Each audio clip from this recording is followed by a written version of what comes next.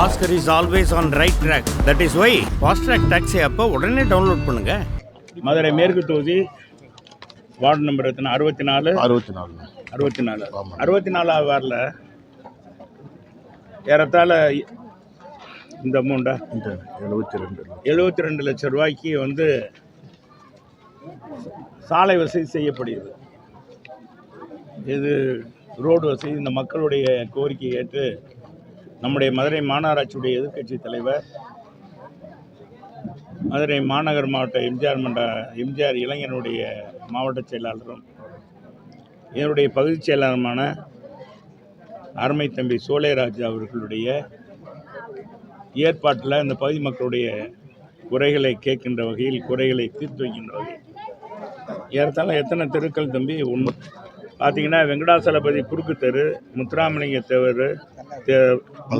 தேவர் தெரு, அன்பு வீதி, பிள்ளையார் கோவில் தெரு, முனியாண்டி கோவில் தெரு, முனியாண்டி கோவில் குறுக்கு தெரு, யூனிவர்சல் தெரு, எஸ்எம்ஆர் தோப்பு, அகஸ்தியர் தெரு, பூமாரி எம்மன் கோவில் தெரு, சாமுவேல் தெரு, ஏறத்தாழ 11 தெருக்களில் இந்த சாலை வசதிகள் ஏற்பாடு செய்யப்பட்டிருக்கிறது. இன்றைக்கு அதுக்கான பூமி பூஜை போடப்பட்டிருக்கிறது. அது குறித்து நம்முடைய மதுரை மாநகராட்சியுடைய எதிர்க்கட்சி தலைவர் இப்பொழுது பேசுவார். சொல்லுங்கள், நீங்கள் சொல்லுங்கள், அப்புறம் நான் பேசுகிறேன்.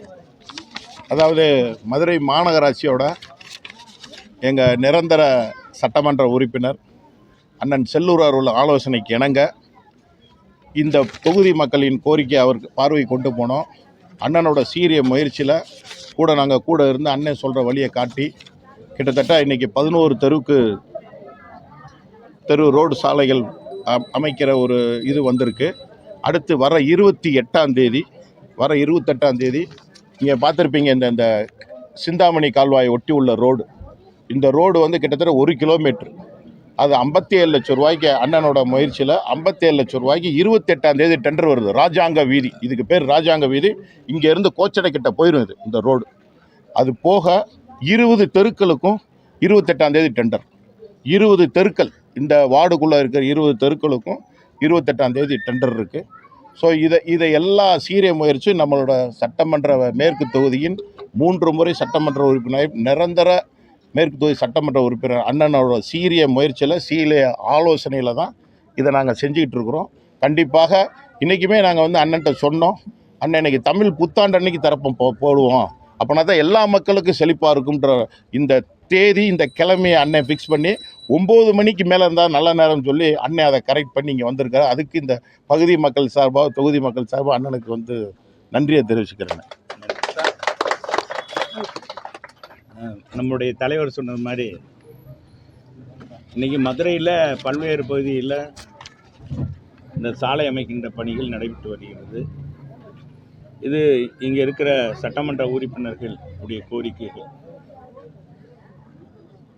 ஏற்று இந்த அரசு பல்வேறு முறை இந்த ஊடகங்கள் வாயிலாக மதுரை மக்கள் குண்டும் குழியுமாக சாலைகள் இருக்கிறது, தெருக்கள் நடமாட முடியவில்லை, பிள்ளைகள் ஸ்கூலுக்கு போகும்போது கீழே விழுந்துறாங்க, மழை பெய்ந்தால் உயிர் பலி ஏற்பட்டு போகிறது. எனவே விரைவாக சாலை அமைக்க வேண்டும் என்று கேட்டுக்கொண்டதற்கிணங்க நகர்ப்புறத்துறை அமைச்சர் வந்து இன்றைக்கி வந்து டூரிஸ்ட் ஃபண்டு மூலமாக இன்றைக்கி மதுரையில் பல தெருக்களை எடுத்து இந்த மாதிரி சாலைகள் போடுற பணியை செய்து கொண்டிருக்கிறார்கள். அந்த வகையில் இன்றைக்கி நம்ம மேற்கு தொகுதியில் 64ஆம் வார்டில் இந்த பணி நடந்திருக்கிறது. இதே மாதிரி மேற்கு தொகுதியில் பல வார்டுகளில் இந்த மாதிரி தெருக்களுக்கு சாலைகள் அமைக்கப்பட்டிருக்கு புதுக்க. இதெல்லாம் ஏற்கனவே வந்து முல்லை பெரியார் நம்முடைய புரட்சி தமிழர் எடப்பாடியார் காலத்தில் அம்மாவுடைய ஆட்சியில் அன்றைக்கு நகர்ப்புறத்துறை அமைச்சராக, உள்ளாட்சித்துறை அமைச்சராக இருந்த மதிப்புக்குரிய எங்களுடைய சட்டமன்றத்துடைய கொறடா முன்னாள் அமைச்சர் எஸ்பி வேலுமணி அவர்களுடைய அன்பான அறிவிப்பின் மூலம் மதுரை மக்களுக்கு நிரந்தரமாக குடிநீர் கிடைக்கின்ற வகையில் 100 வார்டுகளுக்கும் தங்கு தடையின்றி 24 மணி நேரம் வீட்டுக்குள்ளேயே சுத்தமான குடிநீர் கிடைக்கின்ற அந்த திட்டத்தை இங்கே புரட்சித் தலைவருடைய பிறந்தநாள் நூற்றாண்டு விழா கொண்டாடும் பொழுது அதிலே என்னுடைய கோரிக்கை, எங்களுடைய சட்டமன்ற உறுப்பினர் கோரிக்கை ஏற்று அறிவித்தார்கள். அந்த திட்டம் விரைவாக தொடங்கப்பட்டது.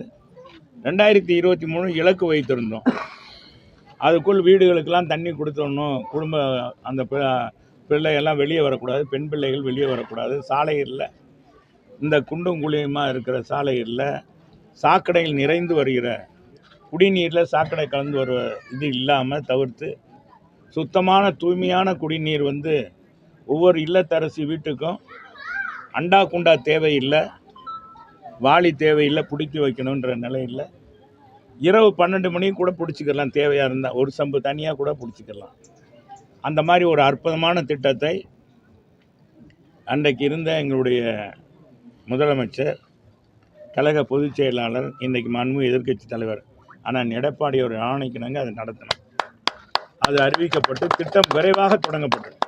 தமுக்கத்தில் மிகப்பெரிய ஒரு அலங்கார வளைவு செய்து அந்த குடிநீர் குடித்ததற்காக அதை தொடங்கி வைக்க வந்த அன்றைக்கு தான் நம்முடைய துணை மாவட்ட ஆட்சியாளர் அலுவலகம் கட்டப்பட்டு திறக்கப்பட்டது. அது 30 கோடியில் கட்டப்பட்டு திறக்கப்பட்டது. அதில் தான் இயங்கி வந்தது.